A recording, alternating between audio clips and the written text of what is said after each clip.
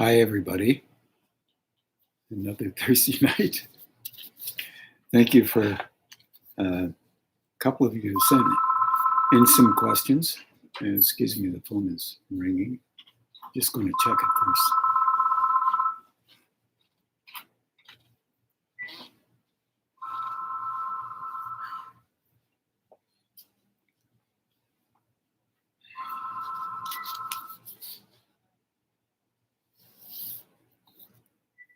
Very good.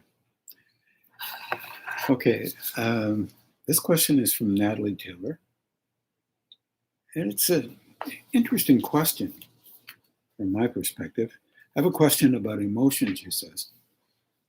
You've been saying for a long time that you can interrupt an emotional state by doing things like saying, no, I don't agree with this, or by doing something else, reading something, diverting your attention away, basically.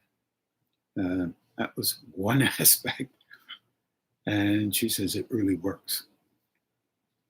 But I've noticed that as I practice this, that this is counter to an underlying belief that she has that you can't do anything about the emotional state you're in. Sort of a learning helplessness almost. So she then asks, what I'm wondering about is, where did we get this belief as we grew up that an emotional state rules us and not the other way? Why is emotional inertia so strong, in the sense that once you're in a state, it's hard to shift to another? So one of the biggest principles that a person, or that we need to understand, is hard to explain perfectly, obviously. The first thing we have to attempt to remember, and it's very difficult to do so, is that we are energy beings. So what the heck does that mean? Well, come out of the womb and we've already copied material from our parental background and have responses internally unknown to us. Okay, that's easy enough to say. But when you're in there, what you're doing is following the emotional responses that the parents have. And it's almost like taking notes, but it obviously is not that way because you're unaware of what you're doing. But it is instinctive. And when you come out, you're greeted with tremendous amounts of emotion. This is not a negative thing. If we could only begin to understand, and we can't right away, is that we have a physical body, number one level. We have an engagement with emotion that we utilize for the purpose of understanding what's out there. How do we do that? It's not like we start thinking, although some people include emotion in the thinking process. But it's about, we start interacting, often called reacting. But what we're doing really is unknown to us.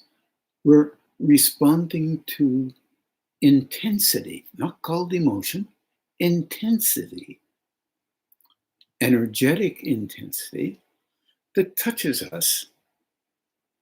And we have a response and an engagement with that intensity or energy. It is defined as we go along as often reaction, response, defense, loving, all kinds of different definitions that we are using to interpret the environment that we happen to be in. So that interpretation, in fact, is basically cultivated by understanding how our background interprets things. Background meaning our parental background or all the people we interact with. It's not only the parents, it's a whole. So we make determinations about the value, how to respond, and which way we should respond. And then we begin to cultivate that within ourselves automatically. It's innate. Innate doesn't mean, the innate I'm talking about is it's almost reflexive, and we take that not out of the air, but from determinants that have already been considered or reactions that have already been expressed and then defined. And we use that to interpret the world. The world itself, energetically, helps us in a kind of a way to make sense of things along an emotional dialogue. Dialogue is an expression amongst others, yourself, and how the world out there is interacting and defining what is valuable and what is not valuable, what is good, bad, right, wrong, all this sort of stuff. So when I start talking about you as an energetic being, the intensity or the energy that you use in a manner that could be called intensity, could be called soft, could be called gentle, could be called kind, compassionate, loving, angry, hatred, aggression, devaluation of others.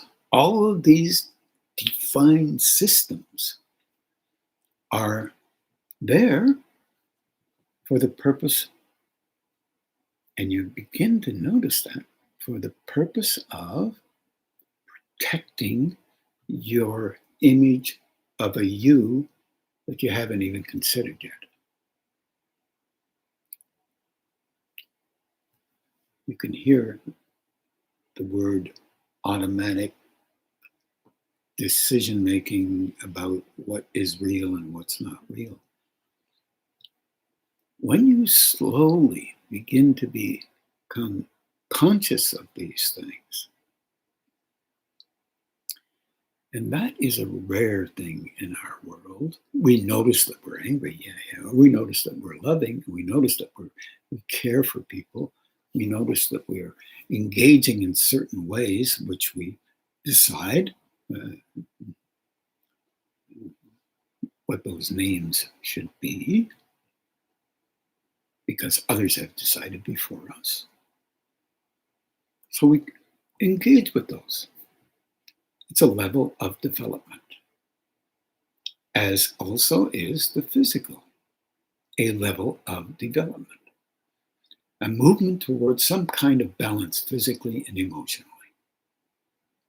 So here we are, attempting to understand something that happens automatically, reflexively,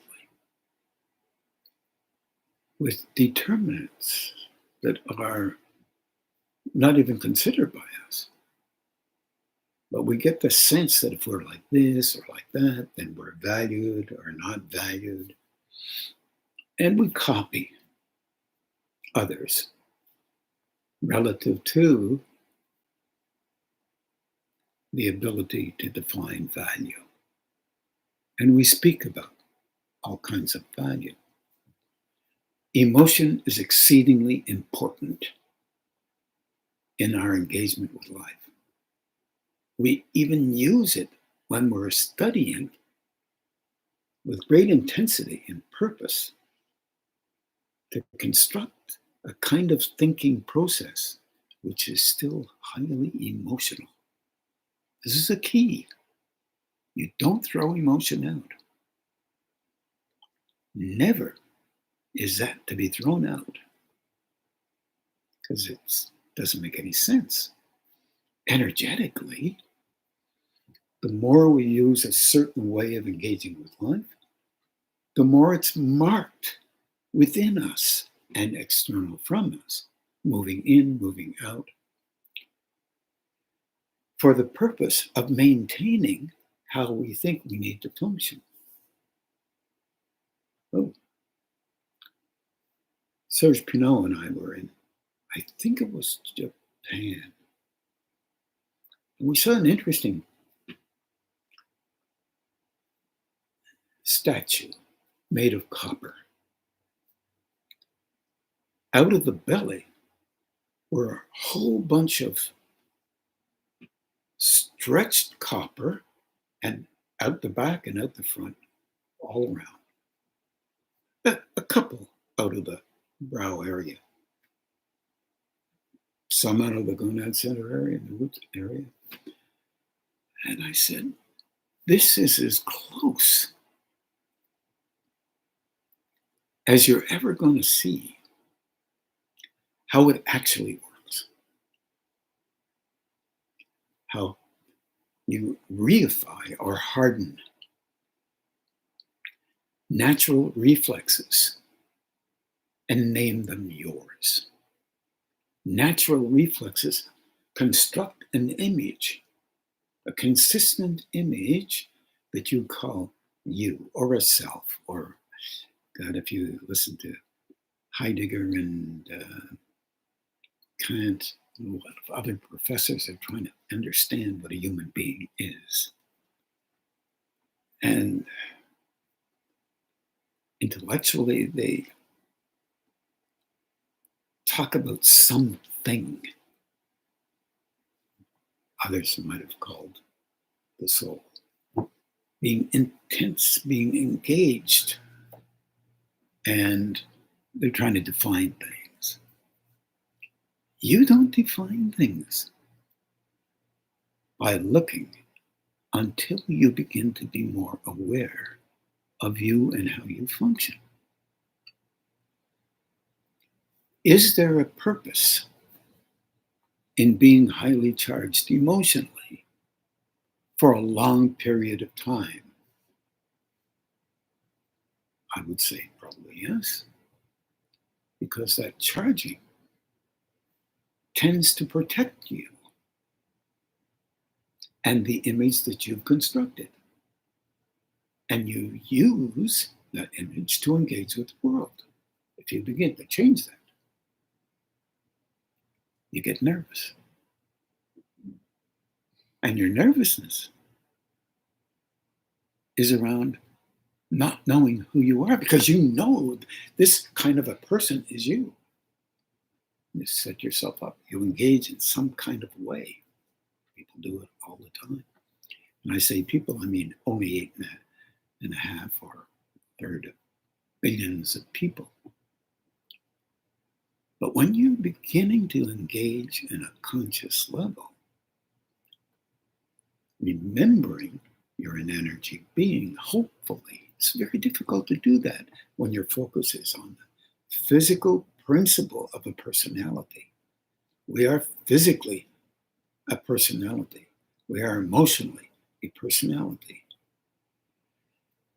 And the aspects of emotion that we can stiffen up mentally so that we have a way of seeing the world that is slightly different than others we think. And by the way, we think is really not mental, it's emotional. Really, we defend, and it is not a thinking. It's a reflexive defense of how we mete out set up, function in, around, and be as we are the best we can, an energy being called a personality, defined by the personal aspects or characteristics of another or behavior of another person. We have a great need to maintain succinctly how we act reflexively based on our belief in the value of how we function, presupposing that it's exactly right all the time. This is a false premise. No one is exactly right all the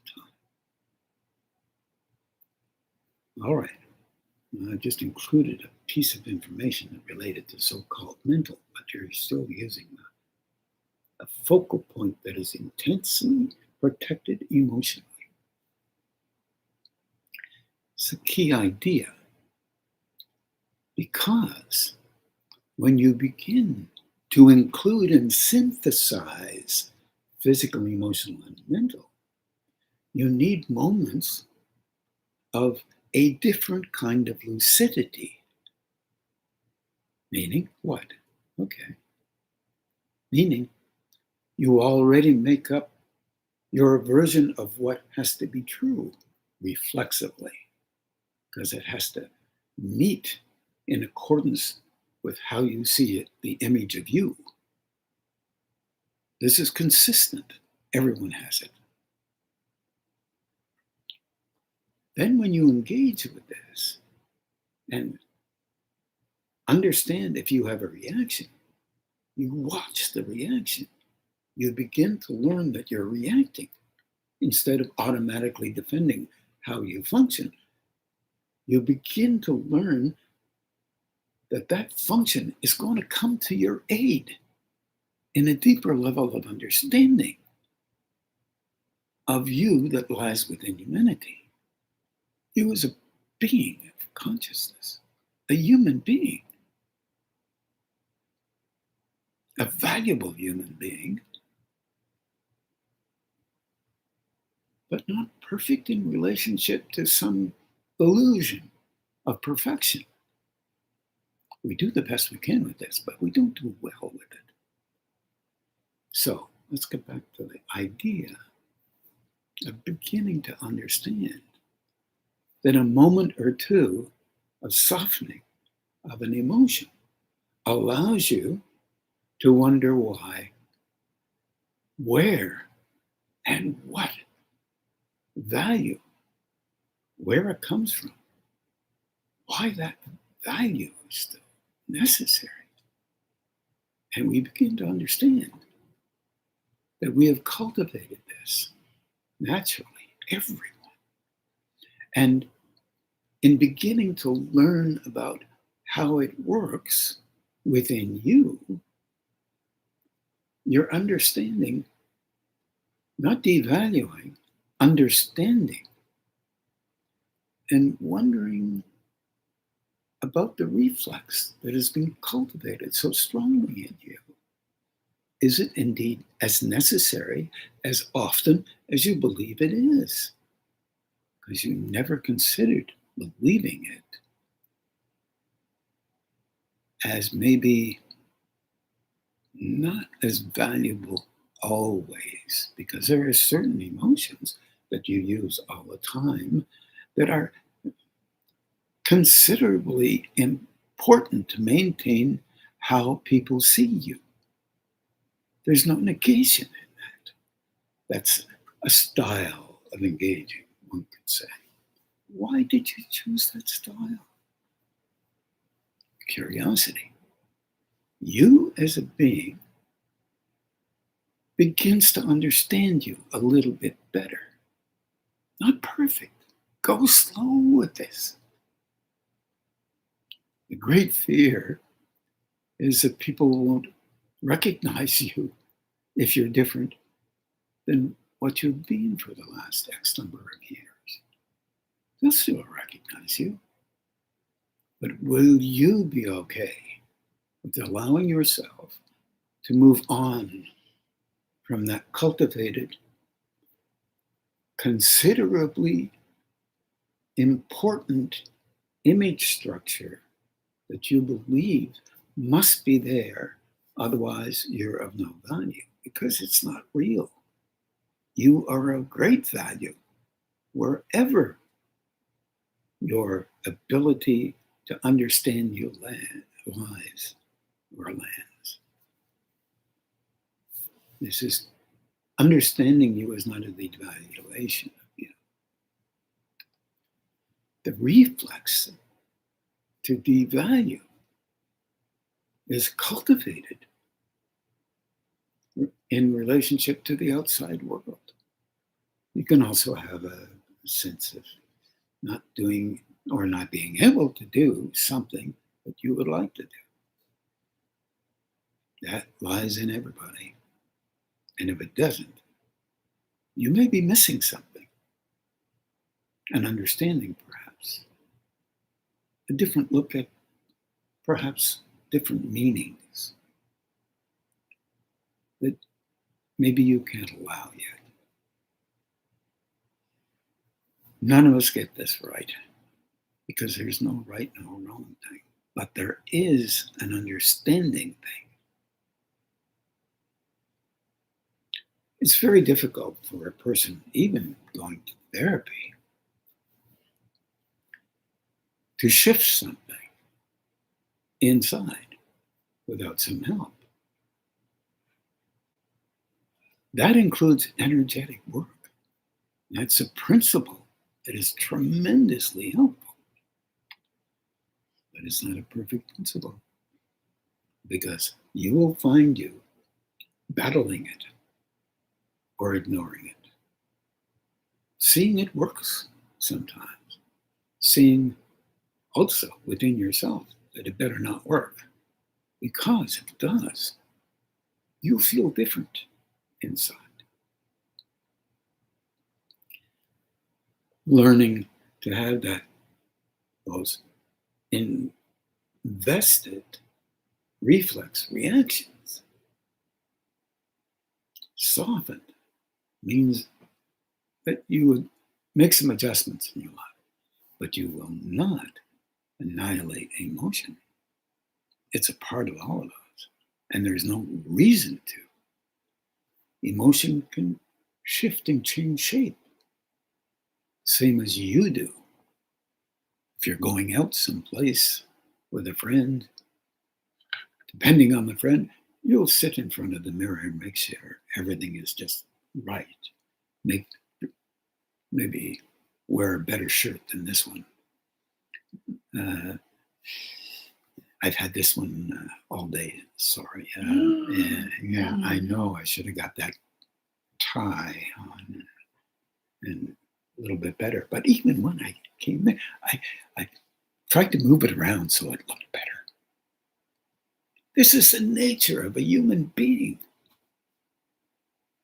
We are vulnerable to the intense need that has been driven in us to present in a manner that makes some sense to the shaping of the value and worth that we believe must be necessary. Otherwise, people won't consider you in a certain way under certain conditions. I understand this. I have a friend who is a very able lecturer, considerably able, will not lecture unless he has a suit coat on or a sports coat on, because it's the nature. It's the thing that makes that lecturer worth listening to.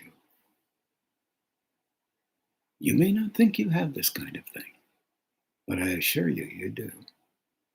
Or rendering. I have an old friend that used to dress down a lot.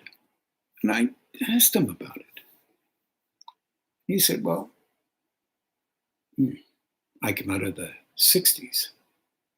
And I said, yeah, and the 50s. And he said, dressing down makes me feel as if I'm unusual. Therefore, I'm of value. I met his parents.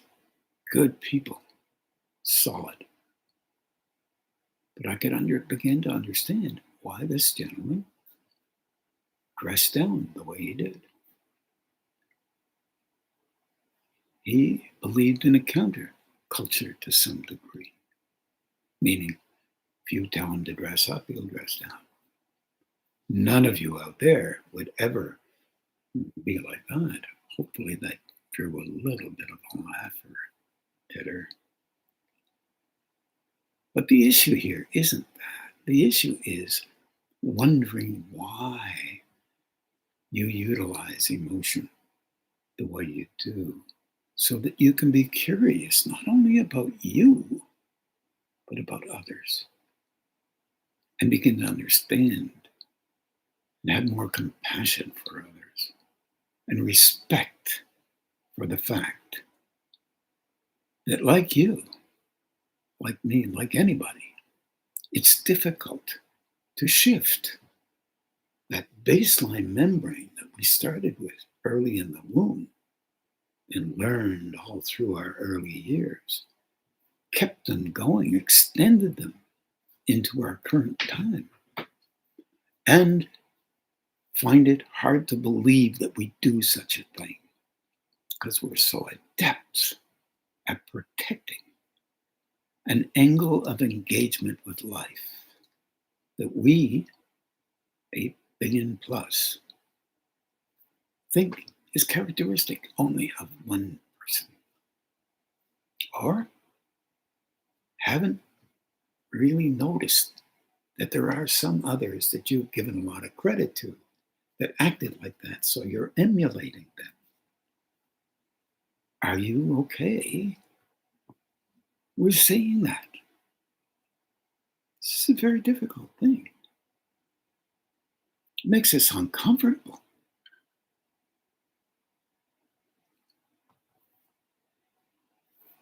It touches that emotional reflex that we have that is stiffened up or held onto for the purpose of being naturally, wonderfully valued by others according to what we think should be the value that we look at. And we've got a lot in our environment, our societies, that relate to measuring up to something. Well, what we're trying to do is be aware a little bit more energetically. And that causes some difficulties. Why would it cause difficulties? Because we're not focusing on the self-worth that has been in the past, exactly the way we did it in the past. We're trying to learn. Learning is not so simple because it's complicated always by what we already know. Spiritual growth is the same thing. What we already believe, we think we know, kind of semi-haunts us a bit. It's extremely valuable in many ways. Helps us in a kind of a way, strange way, relating to maintaining those values. And they should be maintained, relatively speaking. Our issue is sometimes we think we're pretty perfect at it. We're not even close. If that's okay, you can learn how to start laughing. Not in a harsh way, but just saying, oh my heavens, I don't see that very often. That's at least a start. And there's a level of recognition that begins to allow ourselves to broaden out that recognition. It doesn't defile our worth or the images. It broadens them out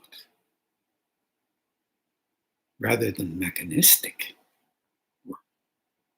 Having to get a form that you walk so stiffly that your engagement with life is stiff and it has to be robotic almost. It is robotic almost. You can watch it and begin to see it.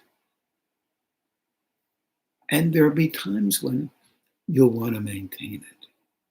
And there'll be times when you'll say, that's a little much. Why do I need to do that? And it could be for a simple reason that you can't forget a resentment or a harshness that has occurred in your life. It's like a bruise, and we all have them. No exceptions. But it's not a good excuse if you can't see them or allow yourself to consider the possibility that there may be that bruise is exacerbating, making bigger your reaction. It's a very interesting thing I learned a lot more when I was probably in my 20s and 30s. That if I just saw it, many, many, many people have a great ability, a great love within them. And it makes them tremendously sensitive to hurts. I asked this question, how did they become more sensitive? So sensitive. And then I realized, I had to realize it by looking at myself, I guess, and talking with other people that were more sensitive where we have been hurt and where we unknowingly took the image, parental background images, and have to act that way. And if someone doesn't treat you as if you deserve to be considered that way, then the hurt is strong.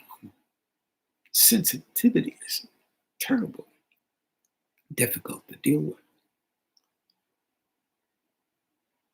You make friends with that the best you can, but it still hurts.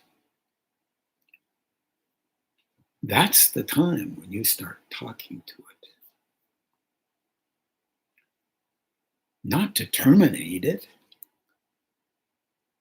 but to recognize that's a really sensitive area for you. And it may be because of this or that or the other thing. Yeah, fine. But you can't do anything about that past thing very much, except maybe you can energetically. Sounds weird. You can talk about it, you can discuss it, but it still is there. How you respond to it reminds you of it being there. If those responses are really strong and they continue, then they hold in there. And you become stiffer at it. Stiff enough that you might use it in other people when you're sensitive, your reactions, I mean. That's a human thing. It's not a bad thing, although it's difficult to deal with if you're on the receiving end. But it's a memorized responsive system because of the pain that had occurred, maybe consistently or even a few times. So that's a hot spot. to soften the hot spot. Talking, understanding, whether it's to somebody else or to you. And I go to those levels of engagement the best I can, and I ask for help for it. Because I know a few hot spots within me. I can imagine there must be more. I've perhaps lived a number of lives where hot spots have developed. Sensitivity spots within the personality. But your relationship with emotion, as a human being, there's no negation of emotion. Emotion is there to be used for a purpose. It's constructive. And we haven't reached the point where we can allow ourselves to interfere with our responses very well. But we're learning. Learning is where you have responses that are different. Out of context, even, with what you're used to. And you notice them. You'll even sometimes try to bring back the old reflexive way of dealing with it. Don't miss that. Don't see it as negative. See it as, oh, this is how the system works. It's a system. And it's ingratiated by expression from the time of our birth and before. So when you're engaging with learning, understand that there's always something else that we can learn. And if you get to the point where you understand that, that will keep you humble and give you a great deal of understanding and recognition and perhaps empathy with others who can't do it as well as you in those circumstances, even though you can't do it as well, perhaps as some others in other circumstances, in different places, different people, different background, different way of making sense of life, different way of handling, and a whole internal subculture that is reminiscent of other people's subcultures, internal cultures, but not the same exactly.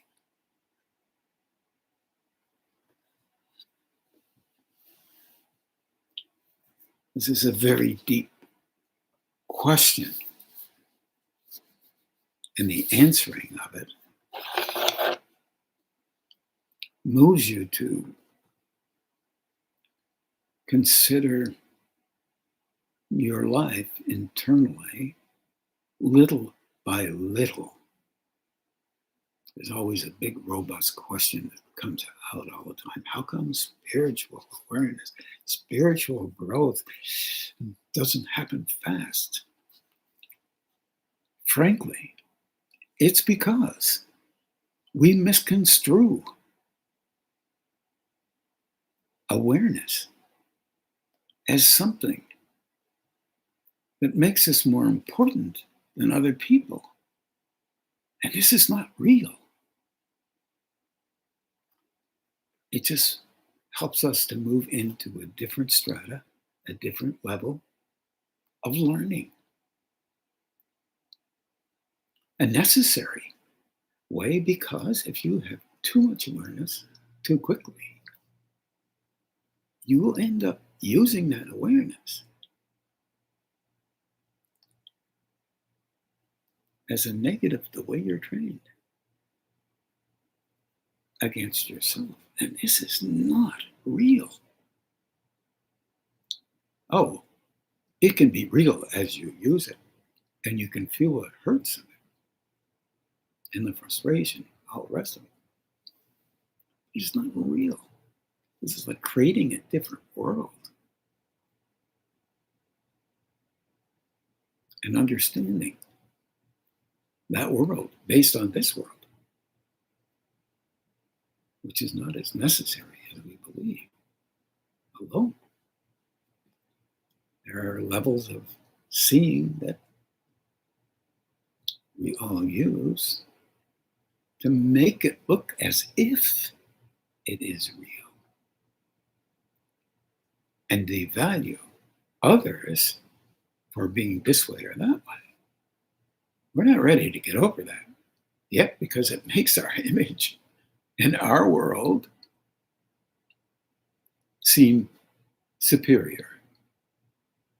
And that devalues the individual who has that kind of sense of engagement. It's difficult to understand that statement because there's an aim in relatively valuable aim that says you must become more superior to others or you won't get your job, you won't be considered this or that or the other thing. In fact, that's where we are. It's a bit like kindergarten. We're just learning the ABCs of a different way to be. And I don't think that's so simple. I think that's attempting to go beyond what you've already constructed as a value within yourself, as you. The form that you believe is the only way you should be.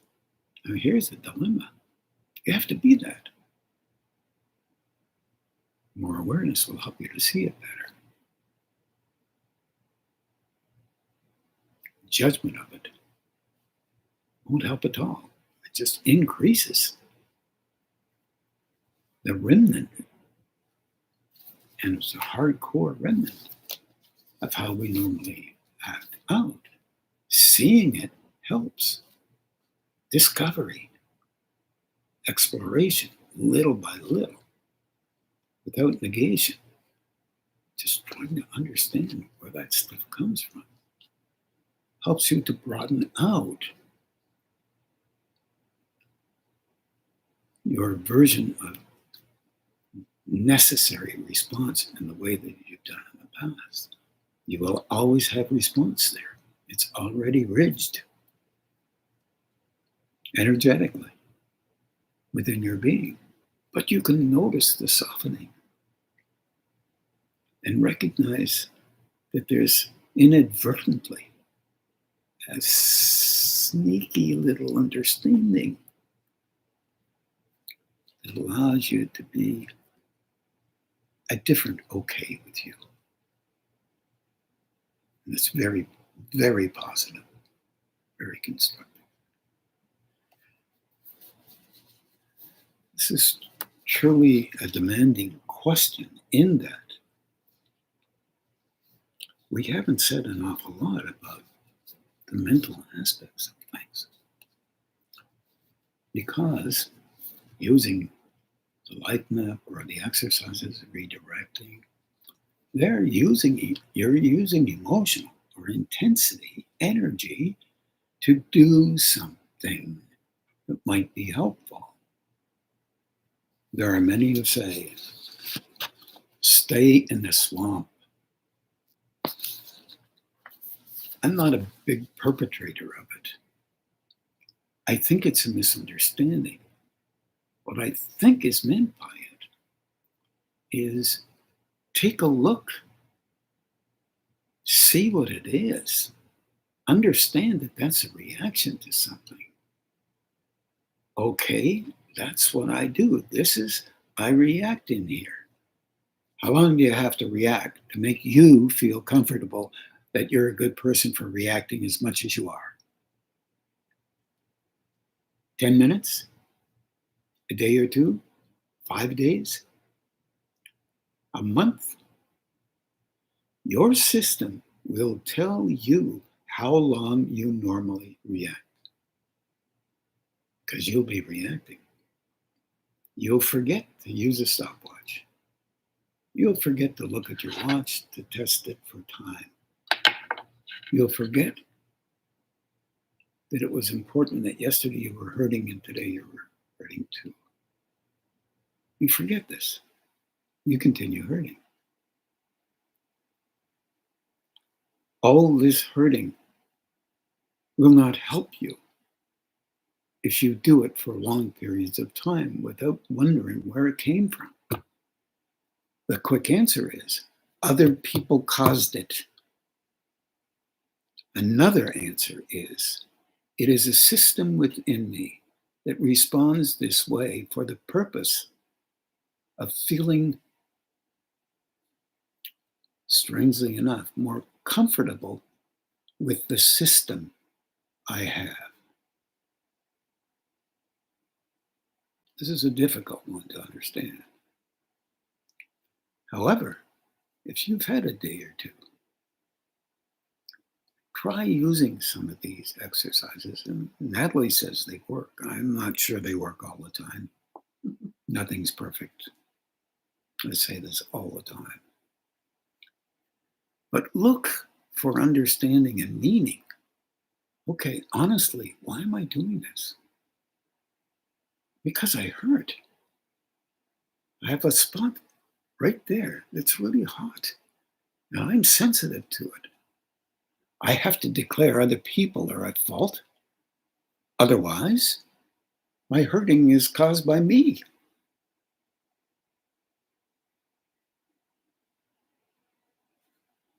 That's a declarative sense of knowledge. We all are capable of being hurt, especially if we give and it's not recognized. That's a good practice. Ancient Christian proverb, I guess you could say. Help where you can.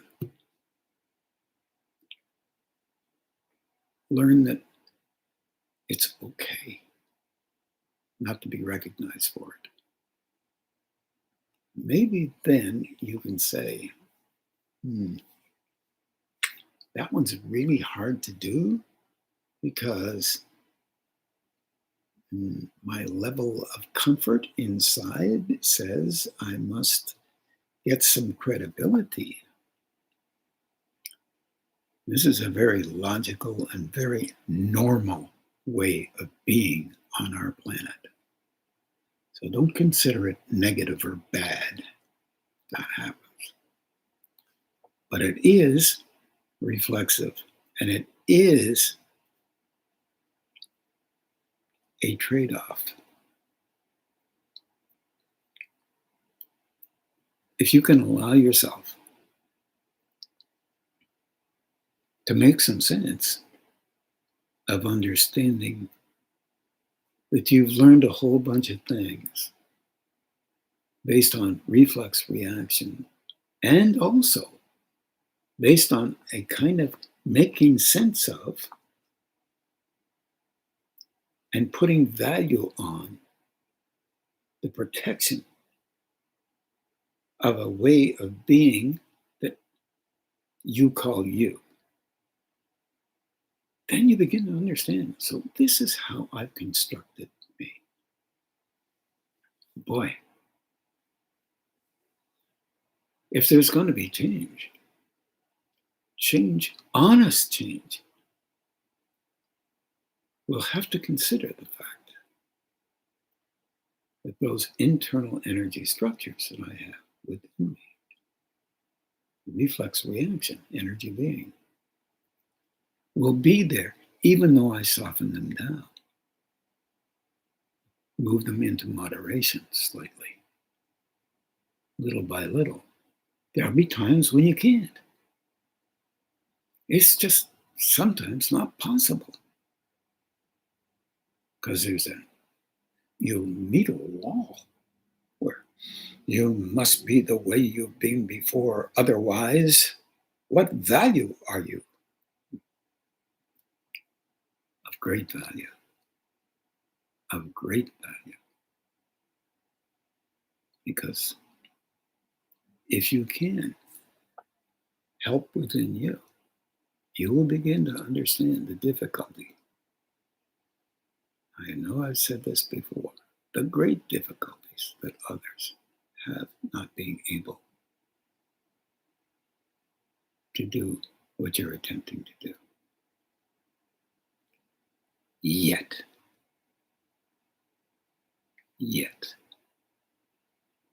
Do what you can. Don't tell anybody about it. Why? Because it elevates you. It's a version of image making. Wow, see the image that I have? Really good. Everybody gets locked into this one. Try it. You'll see what I mean. It may take a week or two before it comes out, maybe a month, but it'll come out. It's very difficult for us. Do what you can. It's about 10 to 8, and I think I'm going to leave that one where it is and just say that there are levels of growing where a different kind of awareness is very, very helpful. Other than the awareness and the expressions about that awareness that we have will come in very helpfully. We will see beyond the limitations that we don't know we have.